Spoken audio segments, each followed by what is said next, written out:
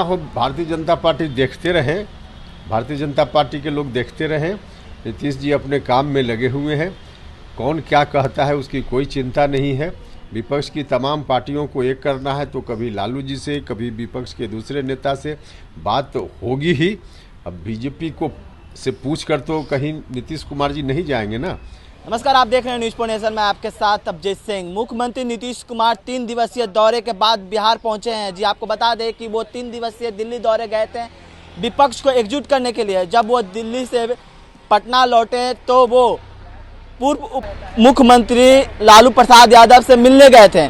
इसी को लेकर बीजेपी का कहना है कि असली सीएम तो लालू प्रसाद यादव हैं। लालू प्रसाद यादव रिमोट दबाते हैं तो मुख्यमंत्री हाजिर हो जाते हैं। तो इसी पर जब हमने जदयू संसदीय कार्य मंत्री उपेंद्र कुशवाहा से बात किया तो उनका साफ तौर पर कहना है कि बिहार में, भारत में बड़े काम कर रहे हैं मुख्यमंत्री नीतीश कुमार, इसलिए वो लालू प्रसाद यादव से मिलने के लिए गए थे। यानी कि उनका साफ तौर पर कहना है कि वो विपक्ष को एकजुट करने में लगे हुए हैं, तो वो विपक्ष से तो मिलने जाएंगे ही। ऐसा उनका और भी ये कहना है कि जब वो विपक्ष से मिलने एकजुट करने के लिए गए हैं तो वो लालू प्रसाद से क्या, वो तमाम विपक्ष के नेताओं से भी मिलने जाएंगे। क्या कुछ कर रहे हैं जदयू संसदीय कार्य मंत्री उपेंद्र कुशवाहा, पहले सुनिए उनकी बातों को। दिल्ली जाने से पहले लालू यादव से मुलाकात किए, आए तो फिर लालू यादव से मुलाकात किए। बीजेपी कह रही है कि लालू यादव जो है यहाँ के सुपर सीएम की तरह है, रिमोट दबाते हैं, नीतीश जी चले आते हैं। अब जो देखना हो भारतीय जनता पार्टी देखते रहें, भारतीय जनता पार्टी के लोग देखते रहें।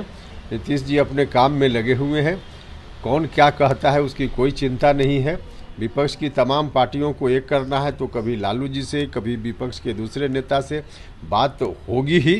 अब बीजेपी को से पूछ कर तो कहीं नीतीश कुमार जी नहीं जाएंगे ना। तो अपने हिसाब से जहां आवश्यकता होगी नीतीश जी जाएंगे, जिनसे ज़रूरत होगी नीतीश कुमार जी बात करेंगे और अंततः विपक्ष की एकता में सफल होंगे। इस दिन का इंतजार बीजेपी के लोग करें। रिमोट दबाने की बात कि लालू जी का बुलावा, नीतीश जी हाजिर। अभी अब तो कह रहे हैं कि लगातार मिलेंगे। अब एक दिन क्या जरूरत होगी तो 20 बार मिलेंगे, इसमें क्या दिक्कत है। और सिर्फ लालू जी क्या, विपक्ष के तमाम दल के जो लोग हैं उनसे मिलने नीतीश कुमार जी अभी दिल्ली गए थे। आवश्यकता पड़ेगी तो फिर जाएंगे। जब इतना बड़ा काम करने चले हैं तो उसमें किसी से मिलने से परहेज क्यों। और दूसरा कोई विपक्ष की पार्टी, कोई हमारे खिलाफ की पार्टी का नेता कोई कहे कि वहाँ जा रहे हैं, वहाँ जा रहे हैं, तो जाएंगे। उनको जो कहना हो कहते रहे। सर, संजय जायसवाल ने आश्वासन दे दिया है कि आने वाले 24 में हम लोग। देखिए, एक बात पर तो देश भर की तमाम विपक्ष की पार्टियों में सहमति है कि सब लोगों को मिलकर चुनाव लड़ना चाहिए। इतनी सहमति है तो स्वाभाविक रूप से इसका परिणाम भी दिखेगा। और इसी आवश्यकता को ध्यान में रखते हुए आदरणीय नेता नीतीश कुमार जी की ओर से कोशिश शुरू हुई है। धीरे धीरे यह कोशिश और रंग लाएगी और अंततः नीतीश कुमार जी इस काम में सफल होंगे। जेडीयू सभी जिलों में अब सम्मेलन करने जा रही है, तमाम कार्यकर्ताओं को बुला रही है जो अभी तक हाँ, हर जगह एक तो सदस्यता अभियान भी पार्टी का शुरू हो गया है, तो इस काम में भी सब लोगों को लगना है। साथ ही साथ जो बदली हुई परिस्थिति, राजनीतिक परिस्थिति है, किस तरह से भारतीय जनता पार्टी के लोग देश को बर्बाद करने में लगे हुए हैं, हमारी पार्टी की जो विचारधारा है उस विचारधारा के साथ खिलवाड़ करने में लगे हुए हैं। तो इन तमाम बातों पर भी अलग अलग जिला के साथियों के साथ बातचीत होनी है और उसके आधार पे अलग अलग जिला में कार्यक्रम होना है। कब होगा ये? अगले महीने से?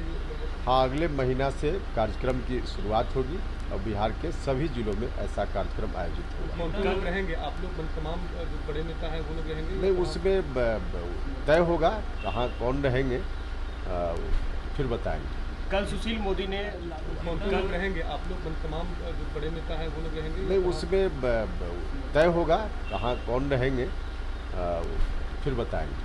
कल सुशील मोदी ने लालू प्रसाद यादव को लेकर कहा है कि लालू और बालू का पुराना संबंध है, रामानंद यादव से इस्तीफा मांगा है।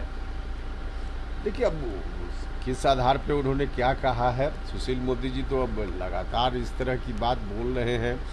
अब उनके बोलने का कोई मतलब नहीं है, अब कोई काम नहीं है उन लोगों के पास बिहार में, तो कुछ काम होना चाहिए तो रोज़ रोज़ कुछ बयान देना है।